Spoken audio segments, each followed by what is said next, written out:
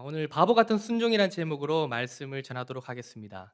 이 바보라는 단어를 사전적 의미를 찾아보면 지능이 조금 부족하거나 정상적으로 판단하지 못하는 사람을 낮잡아 부르는 말이 바로 바보입니다. 연인 사이에서 이 칭으로 사용되기도 하지만 주로 놀릴 때 많이 사용되는 부정적인 단어가 바로 바보입니다. 학창 시절 때를 한번 생각해 보면 나와 조금 다르거나 특이한 행동을 하게 되면 우리는 어떻게 반응했습니까? 바보 취급한다든지 이상한 사람으로 이렇게 바라보진 않았습니까? 그러나 일반 사람과 다른 생각을 하고 다른 행동을 한 그 친구가 이제 성인이 되고 나면 더 잘 되고 크게 성공해 있는 경우들을 종종 볼 수 있을 것입니다.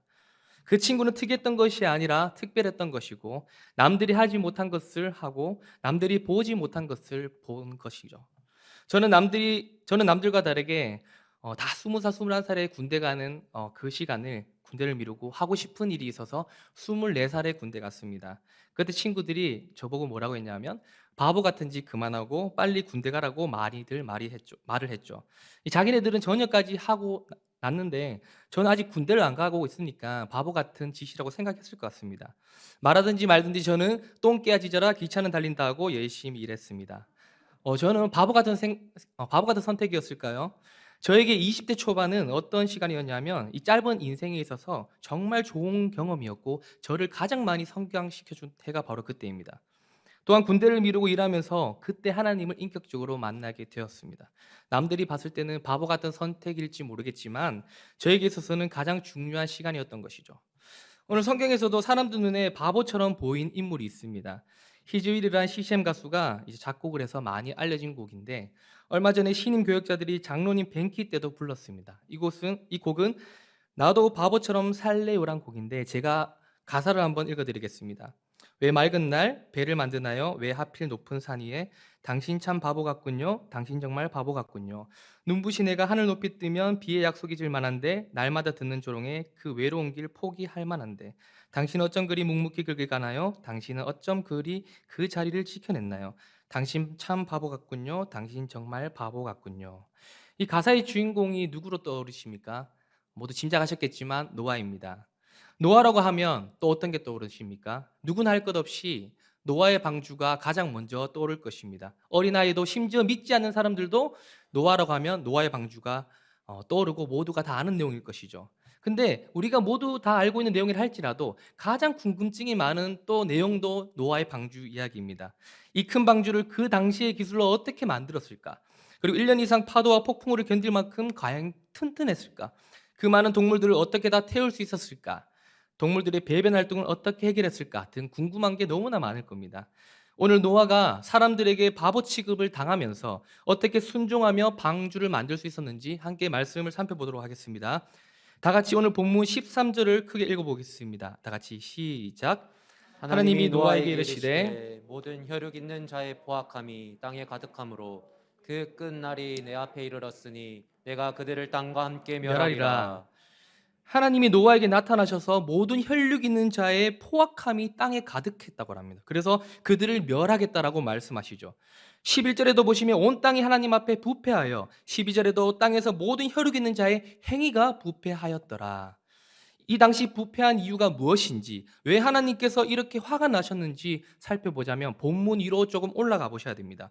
6장 1절에 보시면 땅 위에 사람이 번성하기 시작합니다. 그러더니 하나님의 아들들이 사람의 딸들의 아름다움을 보고 모든 여자를 아내로 취하여 보는 죄를 짓게 되는 것이죠. 인구의 증가가 곧 성적 타락으로 이어지게 되는 것입니다. 그들의 정욕대로 살고 육신됨을 보시고 하나님께서는 어떻게 하십니까? 그들의 날이 120년이 되리라고 선포하시죠. 120년이라는 이 기간은 사람의 수명이 120년으로 줄어들었다라고 해석하는 분들도 있습니다. 그러나 많은 학자들은 120년을 심판의 유예 기간으로 보고 있고요. 120년 후에 있을 홍수의 심판을 예언한 것으로 많은 학자들이 보고 있습니다. 그래서 종교개혁자 루터와 칼빈 또한 이 1세기가 넘는 긴 세월 동안 하나님께서 바로 심판하지 않고 참으셨다는 점에서 그분의 긍휼하심이 나타나신다라고 또 이렇게 말하고 있습니다. 하나님은 땅 위에 사람 지으셨으면 한탄하시고는 어떻게 하십니까? 사람부터 가축, 기는 것, 새 할 것 없이 모두 다 지면에서 쓸어버리시기로 작정하신 것이죠. 하나님 보시기에도 땅 위의 죄악들이 너무나 가득했던 것입니다. 얼마나 화가 나고 답답하셨으면 하나님이 직접 창조하시고 보시기에 좋았더라라고 말씀하셨던 그 피조물들을 다 쓸어버리신다고 말씀하셨을까요? 세상은 부패했지만 이 중에 하나님 눈에 들어오는 한 사람이 있었습니다. 9절에 보면 노아를 이렇게 소개합니다. 의완하동이라. 의완하동은 뭐냐 하면 의인이요 완전한 자요 하나님과 동행하는 자였다는 것이죠. 우리 또한 이 세상이 부패갈지라도 세상이 아무리 변할지라도 노아처럼 하나님의 눈에 들어오는 사람들이 될 수 있기를 소망합니다. 아멘. 여기서 노아는 의인이라고 하였는데 노아 스스로가 완전한 자여서 스스로 의인이 될 수 있었던 것은 결코 아닙니다. 9절에 보시면 노아는 의인이라고 소개하기 전에 먼저 앞절 8절에서 이렇게 말하고 있습니다. 그러나 노아는 하나님께 은혜를 입었더라. 은혜는 여러분 자격 없는 자에게 조건 없이 주는 하나님의 선물입니다. 노아가 하나님의 은혜를 입었기에 의인이 될 수 있었고 그 은혜에 힘입어서 순종하며 나아갈 수 있었던 것입니다. 자, 이제 은혜를 입은 노아는 하나님의 사람들은 이 은혜를 받은 사람들은 다른 삶을 이제 살 수가 없습니다. 그렇다면 노아는 이제 어떤 삶을 살게 되는지 다 같이 14절을 한번 큰 소리로 읽어보겠습니다. 시작. 너는 고페르나무로 너를 위하여 방주를 만들되 그 안에 칸들을 막고 역청을 그 안 밖에 칠하라. 세상 사람들이 먹고 마시고 놀 때 은혜를 입은 노아는 하나님 말씀에 따라 방주를 만들기 시작합니다. 사람들이 봤을 때는 비가 오지도 않는데 참 바보 같은 행동이라고 했을 겁니다.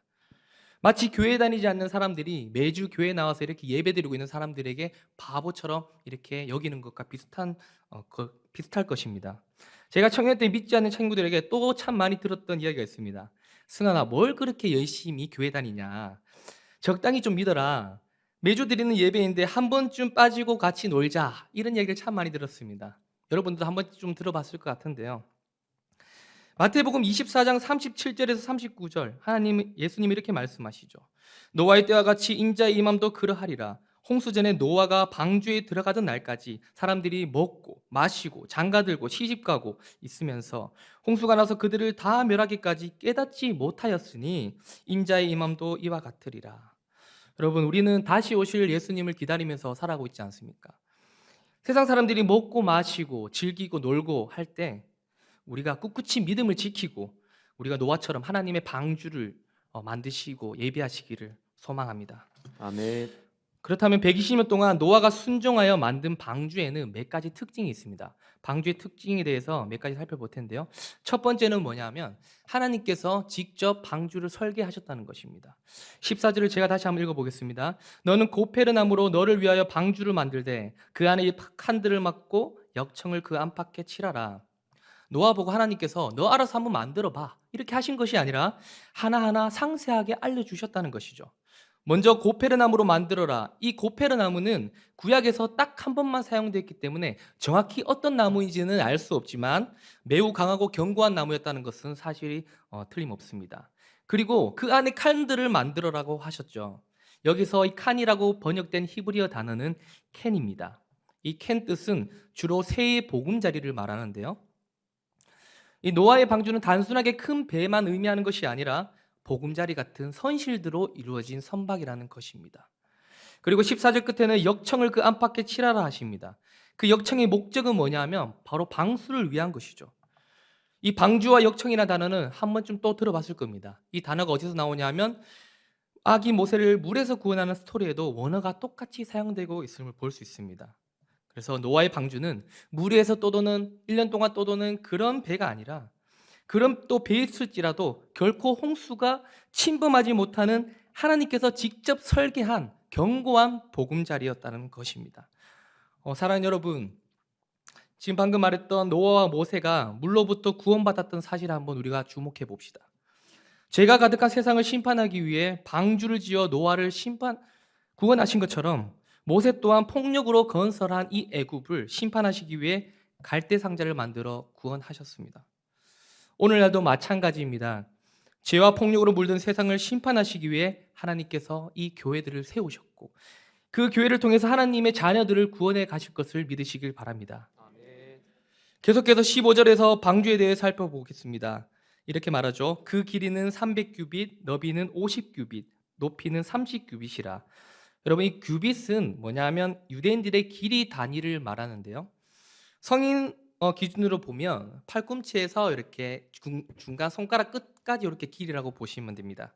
저도 재봤는데 약 45cm 정도가 나옵니다. 그래서 1규빗을 45cm라고 계산하면 이 방주의 길이는 약 137m 정도가 되는데요. 축구장 크기의 약 1.5m 정도가 되는 거죠. 정도 더 크다 보시면 됩니다. 그리고 너비가 약 23m, 높이가 약 14m 정도로 어마무시한 큰 배라고 보시면 되겠습니다.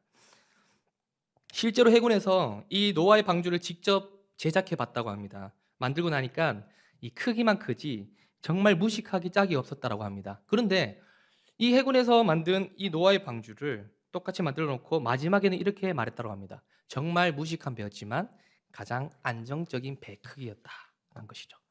여러분, 첫 번째 노아의 방주 특징이 하나님이 설계자라고 했습니다. 그렇다면 두 번째 특징은 뭐냐 하면 방주에는 키가 없다는 겁니다. 키가 뭐냐 하면 이제 핸들을 말하는 건데요. 방주에는 키가 없다는 것입니다.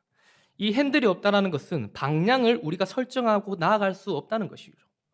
키뿐만 아니라 바람의 힘을 이용해서 앞으로 나아가는 돛도 없고요. 그리고 저어서 갈 노도 없습니다. 이것은 무엇을 뜻할까요? 방주는 어떤 목적지를 향해서 나아가는 항해용 선박이 아니라 그저 하나님이 인도하시는 대로 움직이는 선박이었다는 것입니다. 오늘 마침 제가 대신방을 하는데 한 청년이 이렇게 선박과 관련된 일을 했었더라고요. 그래서 이렇게 물어봤는데 항해용 선박과 좀 대조되는 말이 없느냐 하니까 이렇게 말하더라고요. 구조를 기다리는 선박이다. 이 노아의 방주는 물 위에 떠 있으면서 하나님의 구조를 기다리는 선박이라는 것입니다. 방주의 세 번째 특징은 뭐냐면 하나님이 배의 선장이 되신다는 겁니다. 여러분, 배를 운행하려면 당연히 선장이 필요하지 않습니까? 다들 아시다시피 노아는 뱃사람이 아니라 땅의 사람이었습니다. 그래서 하나님은 노아야, 너 땅의 사람인 거 다 안다.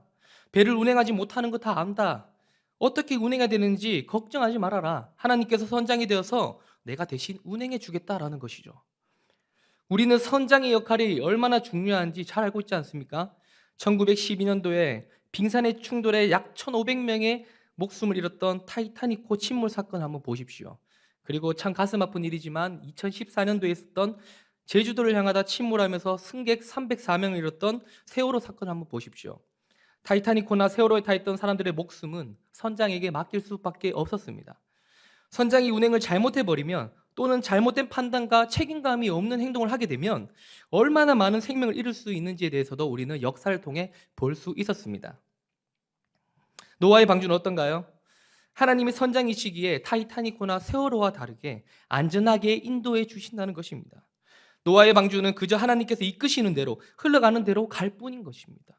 노아는 하나님께서 지켜주실 것이라는 것을 굳게 믿고 몸을 맡기는 것 외에는 할 수 있는 것이 아무것도 없었습니다. 사랑하는 여러분, 생명과 구원은 하나님의 손에 있다는 것을 굳게 믿으시길 바랍니다. 아멘. 아멘. 제가 설교를 하면서 이 노아의 방주를 묵상하는데 어릴 때 초등학교 1학년 때 어머니와 대화했던 생각이 좀 떠올랐습니다. 제가 어머니에게 이렇게 물어본 적이 있어요. 엄마, 다시 태어나면 뭘로 태어나고 싶어? 이렇게 물었습니다. 물론 다음 생에는 없습니다. 아름다운 모자 간의 대화에는 이해해 주시기 바랍니다. 그래서 어머니 답변 잊혀지질 않아요. 어머니 답변 이렇게 말했습니다. 시냇물로 태어나고 싶어. 그래서 제가 어린 나이에 왜? 라고 물어보니까 어머니가 그냥 시냇가에 몸을 맡겨 아무 생각 없이 흘러가고 싶어. 이렇게 말하더라고요. 지금 생각하니까 어머니 참 힘들었나 싶더라고요. 네, 그래서 제가 뭐라고 말했을까요? 제가 이렇게 말했습니다. 그럼 나는 엄마가 한 번씩 쉬어갈 수 있도록 바위가 되어줄게. 이렇게 초등학교 1학년 때 대답했습니다. 참 그 엄마의 그 아들입니다. 네. 사랑하는 여러분, 우리가 우리 힘으로 살려고 하면 힘들 거예요. 우리 힘으로 살려고 하지 마시고 힘을 모두 빼시고 인도하시는 대로 하나님께 모두 몸을 맡길 수 있는 여러분 되시기를 소망합니다. 아멘. 자, 그렇다면 하나님께서 노아에게 방주를 만들으라고 한 이유가 도대체 무엇일까요? 다 같이 한번 17절에서 18절 다 같이 읽어보겠습니다. 시작. 내가 홍수를 땅에 일으켜 무릇 생명의 기운이 있는 모든 육체를 천하에서 멸절하리니 땅에 있는 것들이 다 죽으리라. 그러나 노아는 내가 내 언약을 세우리니 너는 내 아들들과 내 아내와 내 며느리들과 함께 그 방주로 들어가고. 하나님께서 방주를 만들라고 한 이유는 홍수를 땅에 일으킬 것이니 홍수를 대비하라는 것과 노아를 구원하기 위해서죠. 제가 기억하기에 홍수로 인해서 우리나라가 최고 피해를 입었을 때를 생각해 보니까 2003년 태풍 매미 때가 아닌가 싶습니다. 그때 밭에 과일나무 뿌리가 뽑혀서 동네에 막 떠내려갔고요. 저희 집이 밭이라는데 막 동네에 떠내려갔거든요. 그리고 교회 앞 강변도 물이 넘쳐 흘러서 넘치는 것도 모자라 농구 골대가 떠내려가는 것도 저는 보았습니다. 그러나 여러분, 본문에서 말하는 이 홍수는 이런 일반적인 홍수를 말하는 것이 아닙니다. 전무후무한 대홍수, 대재앙의 홍수를 가리키고 있는 것이죠. 하늘의 창이 열리고 기품의 샘들이 터져 비가 땅에 쏟아졌기에 당연히 하늘 아래 어떤 육체도 살아남을 수 없었을 거라는 거죠. 그래서 하나님께서 다 죽을 것이라고 선언하신 것입니다. 그러나 여러분 어떻습니까? 하나님께서 은혜를 입은 노아와는 따로 언약을 세우시는 것을 볼 수 있습니다. 노아는 내가 언약을 세우리니, 이 언약이라는 것은 하나님께서 맹세하신 것으로 자신의 약속을 보증하는 것입니다. 노아가 방주를 만드는 과정 속에서 여러 가지 힘들고 지치고 방해하는 요소들이 있을 것이기에 하나님께서 직접 노아와 맹세를 하고 있는 것인 거죠. 하나님께서 언약을 해주셨기에 노아는 하나님을 더욱더 신뢰를 할 수 있을 것이고 자기가 하는 일이 결코 헛되지 않았을 것이라는 것을 확신했을 것입니다. 그리고 생육하고 번성하여 땅에 충만하라는 아담과의 언약들, 그리고 창세기 3장 15절에서 예수님을 통해서 사단의 세력을 꺾겠다는 언약들이 이 노아를 통해서 이제 이루어질 것이라는 것을 보여주는 것입니다. 다시 한번 18절 한번 보자면 언약을 단지 노아와만 맺은 것이 아닌 것을 볼 수 있습니다. 노아의 가족들과도 맺으셨고 구원해 주셨습니다. 너는 내 아들들과 내 아내와 내 며느리들과 함께 그 방주로 들어가고, 그래서 베드로후서에는 이 노아를 의의 전파자, 의의 설교자로 이렇게 해석하고 있습니다. 베드로후서 2장 5절을 보자면 오직 의를 전파하는 노아와 그 7 식구를 보존하시고 경건하지 아니한 자들의 세상에 홍수를 내리셨으며, 그래서 이에 대해 어떤 학자는 또 이렇게 말합니다. 노아가 설교자가 되어서 100년 이상 설교를 했을 것이다. 여러분, 제가 지금 앞에 이렇게 설교를 하고 있지 않습니까? 이 한 편의 설교를 하기 위해서 참 많은 시간을 들이는데 이 100년 동안 노아가 설교했다는 것이죠. 그렇다면 노아 때 사람들은 노아가 100년 동안이나 설교를 했는데도 불구하고 왜 그 복음을 듣고도 구원을 받지 못했을까요? 베드로전서 3장 20절에 이렇게 나와 있습니다. 앞에 보시죠. 읽어보겠습니다. 시작. 그들은 전에 노아의 날 방주를 준비할 동안 하나님이 오래 참고 기다리실 때에 복종하지 아니하던 자들이라. 방주에서 물로 말미암아 구원을 얻은 자가 몇 명뿐이니 겨우 8명이라. 즉 노아가 100년 이상 복음을 전했을 때 사람들은 아무도 그의 말을 믿지 않고 순종하지 않았다는 것이죠. 창세기 19장을 한번 보십시오. 소돔과 고모라를 멸망한다고 가족들을 다 성 밖으로 이끌어내려고 했을 때 결혼할 사위들이 뭐라고 합니까? 콧방귀 끼면서 농담으로 여겨버리지 않습니까?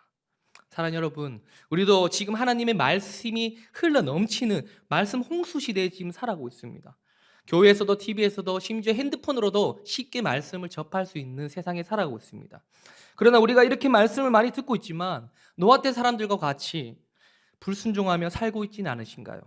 또는 타성에 젖어서 이 시간에 예배를 드리고 있음에도 불구하고 길을 막고 있지는 않으신지 돌아보아야 할 때입니다. 계속해서 19절 20절에서 노아의 방주에 대해 좀 더 살펴보겠습니다. 이렇게 나와 있습니다. 19절에서 20절. 혈육 있는 모든 생물을 너는 각기 암수 한 쌍씩 방주로 이끌어들여 너와 함께 생명을 보존하게 하되 새가 그 종류대로 가축이 그 종류대로 땅에 기는 모든 것이 그 종류대로 각기 둘씩 내게로 나아오리니 그 생명을 보존하게 하라. 여러분, 자 여기서 우리가 궁금했던 노아의 궁금증이 한 가지 풀리게 됩니다. 뭐냐 하면 과연 노아가 이 많은 동물들을 어떻게 방주에 태울 수 있었을까 하는 것인데요. 우리가 조금만 생각해봐도 사납고 무서운 동물들을 태우는 것은 쉽지 않았을 거라는 생각이 들죠. 근데 성경을 자세히 보면 20절에 놀라운 구절을 발견할 수 있습니다. 이렇게 나와 있습니다. 내게로 나아오리니. 한 번 더, 내게로 나아오리니. 아니요, 따라하는 것이 아니라 제가 강조하는 거예요. 내게로 나아오리니. 이 하나님께서 땅에 기는 것, 가축, 새 종류대로 모두 너에게 나아가게 해주겠다라는 것입니다. 그래서 이것을 배경으로 만든 영화가 있어요. 그게 뭐냐면 에반 올마이티라는 영화인데요. 노아 홍수의 현대판 영화로 이렇게 보시면 됩니다. 여기에서 이런 장면들이 나옵니다. 주인공이 있는데요. 주인공이 어디 움직일 때마다 동물들이 계속 따라오는 거예요. 그래서 움직일 때마다 동물들이 다 따라오는 거예요. 심지어 차에 타게 되면 양들이 뒤에 미리 타 있고 뭐 그런 내용이거든요. 그래서 하나님께서 동물들을 노아 앞으로 다 나아가게 해주는 그런 장면들을 그린 내용입니다. 여러분, 이 노아의 방주에 관한 수많은 궁금증들은 이 인간의 생각으로는 절대 해석할 수 없고 이해하지 못하는 것들이 많을 겁니다. 하지만 하나님은 전지전능하신 분이지 않습니까? 그래서 능치 못할 일이 없으시다는 것을 모두 믿으시길 바랍니다. 아멘. 아멘. 그리고 하나님은 노아에게 21절에서 한 가지 더 말씀하십니다. 동물들의 생명을 보존하고 먹을 양식을 저축하고 그들의 먹을 것이 되리라.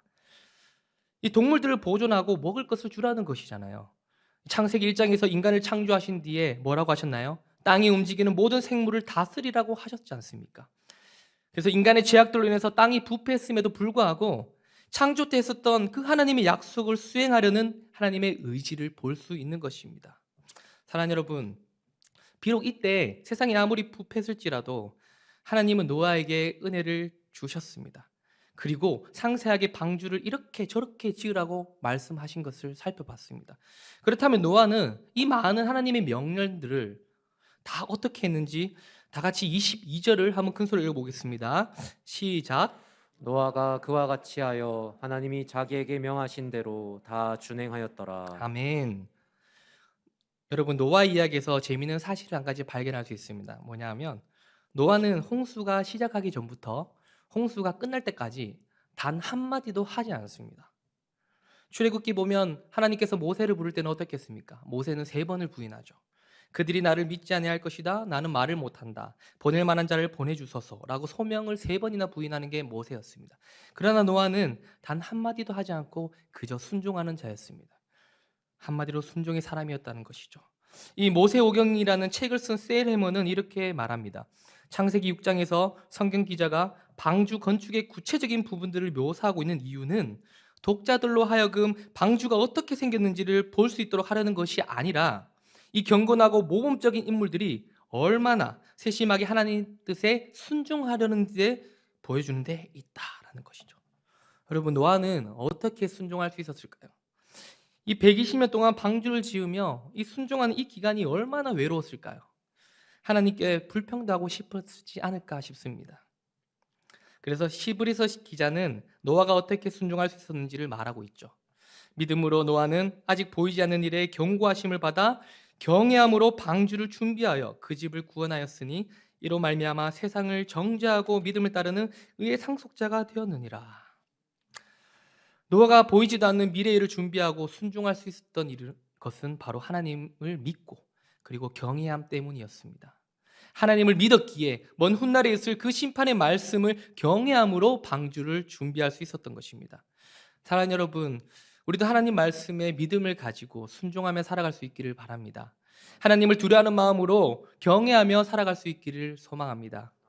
다음 마지막으로 이제 우리가 어떻게 살아가야 될지 말씀을 3가지로 한번 정리하면서 마무리하겠습니다. 한번 따라해 볼까요? 첫 번째, 먼저 하나님의 은혜를 구해야 합니다. 하나님의 은혜를 구해야 합니다. 하나님의 은혜 없이는 노아는 의인이 될 수 없었고 구원의 방주에도 탈 수 없었습니다. 하나님의 은혜가 먼저 있었기에 노아는 그 은혜를 보고 은혜를 구할 수 있었던 것입니다. 아무리 악이 가득한 세상일지라도 하나님은 그 은혜를 구하는 자에게 눈을 맞추시길 마련입니다. 우리 모두 그 은혜의 주인공이 될 수 있기를 소망합니다.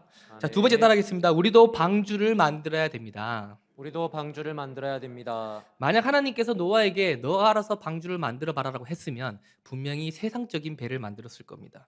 하나님께서 노아의 방주를 직접 설계하셨고 구원하신 뒤 인도하셨습니다. 우리 모두 주님이 설계해 주시는 그 인생을 살아보고 싶지 않으신가요? 세상 사람들이 놀고 즐기면서 우리를 바보라고 손가락질 하더라도 우리는 구원의 방주를 만드시면 됩니다. 그리고 그 구원의 방주에 올라타 계시기만 한다면 선장 되시는 하나님께서 우리를 이끌어가고 인도해 주실 것입니다. 아멘. 3번째 따라하겠습니다. 순종해야 합니다. 순종해야 합니다. 성경에는 120년 동안 나무를 어떻게 옮겼는지, 못질을 어떻게 했는지 등 방주 제작 과정에 대해서는 언급되어 있지 않습니다. 그저 노아가 말없이 순종했는 한 문장으로 모든 것을 말하고 있죠. 햇빛이 쨍쨍한 마른 땅일 때도 묵묵히 방주를 만들었습니다. 이 노아가 사람들 눈에는 바보 같아 보였을지라도 순종으로 인한 그 결과는 본인과 가족 모두 구원을 얻게 되는 것입니다. 그리고 하나님 나라에 귀하게 쓰임받는 자가 되었다는 것입니다. 여러분, 예수님은 어떻게 하셨나요? 죄 없으신 분이셨지만 우리를 위해서 이 땅에 오셨고, 그리고 모욕당하시고 채찍질 당하시고 고통 속에 죽으셨습니다. 십자가에 죽으신 그 예수님의 순종으로 인해서 우리 모두 구원을 받을 수 있게 된 것이 아니겠습니까? 사랑하는 여러분, 오늘 하나님은 오늘날에도 순종하는 자를 찾고 계십니다. 그 순종하는 자를 반드시 들어 쓰실 것이고 하나님의 능력과 일하심이 있을 것입니다. 그 찾으시는 사람이 저와 여러분들이 되어서 이번 한 주간 살아갈 때 노아처럼 순종하며 살아갈 수 있기를 주님의 이름으로 소망합니다.